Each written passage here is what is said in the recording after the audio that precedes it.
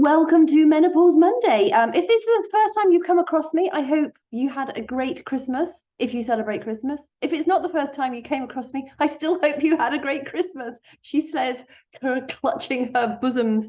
Oh, this hasn't started very well, has it? But I'm actually not going to press stop and re-record because we all have this thing to try and get everything perfect, and it just doesn't happen. My Christmas, as you can probably tell, has been pretty chaotic. My life is pretty chaotic right now. Today, I'm discussing the 4 stages of menopause. You will see sometimes people refer to it as 3. I like to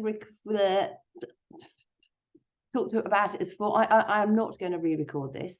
I'm keeping it all here. Not that I actually re-record much, because this is how it is in real life. The crazy technicolor experience of it. 4 stages, because technically, in a menopausal stage, you're either perimenopausal, menopausal, or postmenopausal. You see, I can get into the flow eventually. But there is a stage called premenopause, which is when you are in your childbearing years, you are healthy, ebullient, beautiful, youthful, plump-skinned, no wrinkles, no drying, no atrophy. So make the most of it while it lasts. That's all I can say to you whippersnappers. Or, in fact, some people do start the menopause younger. I think that the youngest I heard was a girl who was 13. I don't know the reasoning behind that, but that is very young to start the menopause. So I'm just going to keep this very brief and quite light. Premenopause, it's before anything starts to happen, basically. You're in your childbearing years, you're probably getting regular periods, everything's swimmingly nice. It's sort of working quite well, as the body is designed to do. After that, as you go into sort of nudge the perimenopausal years, from what I've heard and also my own experience, perimenopause definitely is the most tumultuous time of the menopausal phases. It is when your hormones are starting to become more erratic. So, your estrogen, your progesterone, your testosterone, they're all starting to sort of go up and down, and you might have more of one hormone one day and then less of that same hormone the next day. It's very, very difficult actually to test to prove that you're in perimenopause just because of the fluctuating hormones. It would be really simple if there were a test. There tends to be sort of like this obvious of, well, do you fall within the age category? My menopause was relatively early and I didn't fall within the average age category. So I was told I was not into perimenopause, and actually I was even advised to go on to antidepressants. Well, I'm really relieved to hear that there is much more evidence pointing to the fact that antidepressants do not act for menopausal issues, even if that is a low mood in menopause. So if you're feeling, I have friends who were given antidepressants because they couldn't sleep in the menopause. They're not depressed for a start. Why give them something that's addictive? I don't know. Be your own best advocate. If you are not getting the advice or the support that you want, get second or third or even fourth opinions. Your health is incredibly important, and the perimenopause can last for a long time. It can be just a few years, it can be up to 10 years. So do you want to go through 10 years feeling absolutely all over the shop? I think it's important to know that we all experience menopause in a different way. I've been really lucky. However, I've been very, very proactive to make sure that when I've been feeling something different or experiencing different symptoms, I've looked for a natural solution to help alleviate that. And while I wouldn't say I haven't got any menopause symptoms, clearly I struggle to get my words out sometimes, and I do have brain fog, but then I'm very, very busy. My sleep is pants at the moment. I don't think due to menopause, just a very busy brain and all sorts of stuff. But I know when I'm not looking after myself properly, my symptoms are a lot worse. And when I talk about looking after myself properly, it's daily movement, eating relatively cleanly. I love my wine and my beer and my whiskey. I'm very open about that. I do have periods of teetotalness, and to be honest, when I go teetotal, I feel like I'm flying. But right now I'm in a booze and cruise mode of my life, so I'm enjoying it. So just know that we are all different. We do some of us struggle with more, it might be more hot flushes. Some of us might have more rage. Some of us might have more sleep problems. Some of us may have digestive issues. Some of us may have more vaginal atrophy and sort of dry skin and dry eyes and tingling in your mouth and dry tongue. There are so many different symptoms of menopause, and you'll see different posts out there saying, oh, the 34 symptoms, the 69 symptoms. Listen, I really wouldn't get caught up in the amount of symptoms that there are. I would just be very aware of what you are experiencing and thinking, well, did I feel this way a few years ago? And if you didn't, and you're sort of nudging-ish the perimenopausal years, then it could well be down to menopause, particularly if you have like a few different symptoms that are coming up. You know, you're getting more ratty, you're having volcanic eruptions, you're getting hot flushes, you're not sleeping properly, you're sort of feeling almost as though you don't belong in your skin. I went through a real stage of, I just didn't recognize myself. Definitely, I started to get a barrel belly. I felt just blur. That's the best way I can describe it. And I'm really happy to say I got rid of my barrel belly. I didn't really let it get too big. I was straight on that one. And I feel like now I've sort of found my flow, and I really would say I am thriving through the menopause.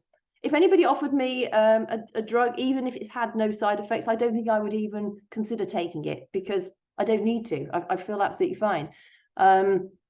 My hot flushes largely are related to my food and drink. And to be honest, I have a big one when I wake up, and beyond that, I don't have many at all. So unless like I have a cup of coffee or sometimes a glass of wine, or trigger another one these days, you'll find that as you go through your perimenopausal years, which of course can be up to 10 years, those are probably going to be the most erratic for you.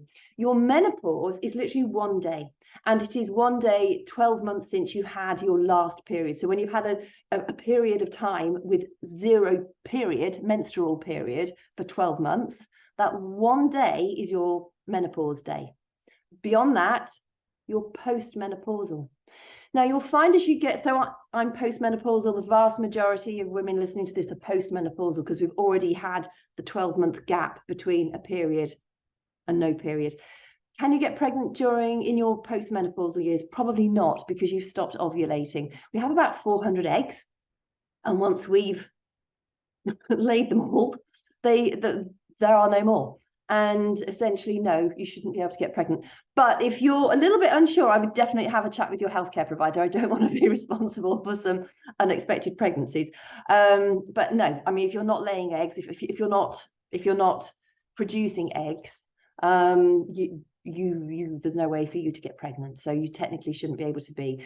I actually think, God, thank goodness I don't have periods anymore. And thank goodness I don't have that risk of getting pregnant anymore, even though I'm single, and it would be an immaculate conception. But although I must admit, when I knew I was starting to run out of eggs, because you'll find that your periods will become more erratic. You may have, you might have a period every 2 weeks for a while, then you might have nothing, and then you might have a big one for 3 months. After 3 months, you might just have a light show of blood after 3 or 4 months. Twice this happened to me. I went for nearly a whole year, and then I was driving to France, ready to go camping, and on the long trip to France, driving, period started. My bloody period started. That happened to me 2 years on the trot. So technically, I was practicing becoming postmenopausal for a long time until it finally happened. So and that was an almighty gush, on both occasions. Whether it's the stress or probably just like the fact that before you go on a big holiday and camping, there's so much to think about. So perhaps that's what triggered it. But that happened to me twice. So it's not unusual for it to come out and say, hey, you're not going to be postmenopausal yet. I'm going to make you hang on another 12 months at least, and then maybe another further 12 months. It's exactly what happened to me.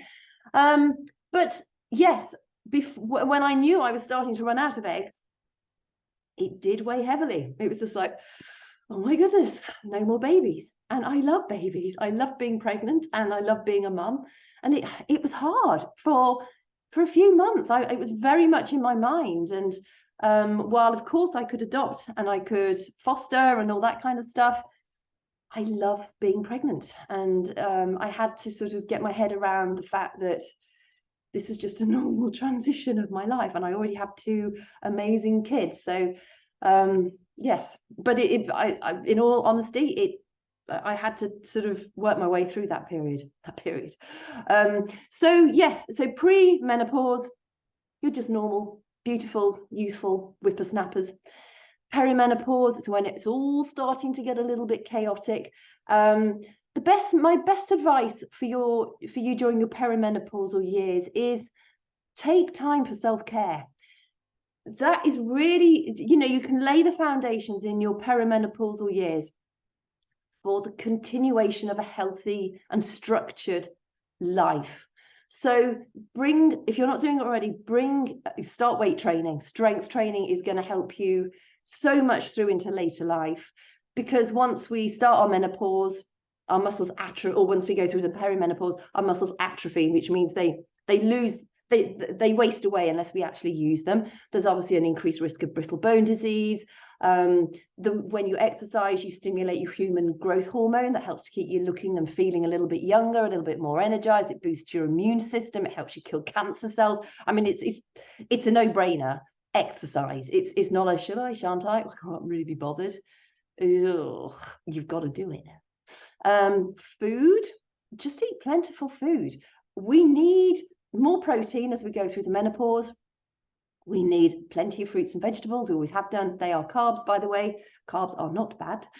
And try and reduce the amount of processed food that you eat, and reduce the amount of refined sugars that you eat. If you can do that, you'll be really setting yourself up well. Drink plenty of water. Prioritize quality sleep. We get stuck with this, I haven't had my 8 hours or my 7 hours or my 9 hours or whatever it is. And again, we're all different. We all have different requirements for our sleep. But if you're getting quality sleep, that's more important than a large amount of rubbish sleep. Just what I've got bad sleep and not an awful lot of it at the moment, hence the confusing words and stuff like that. But I'm just enjoying my delirium and my sort of breakdown here. Bringing it all back. So there are 4 stages: pre-menopause, perimenopause. Menopause is 1 day, and post-menopause. Your symptoms as you go post-menopausal are likely to subside. They are likely to improve. But set yourself up for success during or even before your perimenopause starts. I talk about them a lot. I'm not going to talk about them in this one much because I feel like I talk about them almost too much. Adaptogen herbs are massive in helping you manage stress, improve your sleep, reduce belly fat. I take a combination of 8 every day. You can get them from your health food shop. If you're watching this and the first time you've watched anything by me, just message me and I can give you more information on them. Again, likewise with your fitness, if you need help getting started, if you need some support from somebody who's been there and done that and is doing it still, I'd be more than happy to help you. So I hope that sort of helped to sort of put it into some context. We're all different. And I think the most important thing I want for you to take away from this is, if you are perimenopausal and you've been told that you can't possibly be in the perimenopause because you're too young, get a second, third, or fourth opinion. If you are struggling with your mental health, fight for that second, third, and fourth opinion. If you're getting mood swings, if you're getting hot flushes, if you're feeling low mood, if you're not sleeping very well, if you're getting itchy skin, dry mouth, dry eyes, vaginal dryness, you're feeling weaker, you're feeling more fatigued, you might be having palpitations. Some people have palpitations. If you're getting palpitations, I would definitely say get a second opinion, just in case it's another issue. Thyroid, if you're going into your doctor to talk about maybe being in perimenopause, get them to check your thyroid, because a lot of thyroid issues also have sort of similar kind of effect as the perimenopause. So make sure that you're getting that looked at as well. Brain fog, aching joints and muscles. A lot of people talk to me about joint pain. I find taking a vitamin E supplement and reducing caffeine really helps with joint pain. So yeah, I hope this has been helpful. If you've got any questions around menopause, just drop them in the comments below. I'll be happy to get back to you and answer them as well as I'm able to, particularly this period of the year where it's pretty bloody stressful and hectic. So going into, you know, the new year, I hope you have a fabulous start to 2023. Maybe use the beginning of the new year to commit to some self-care for yourself. And when you're looking after yourself, you've got so much more to give to other people. That's what I think. If you know, when you're running on empty, it's really hard to help others as well. So I hope this has been helpful. Thank you for your company today, and I will talk to you soon.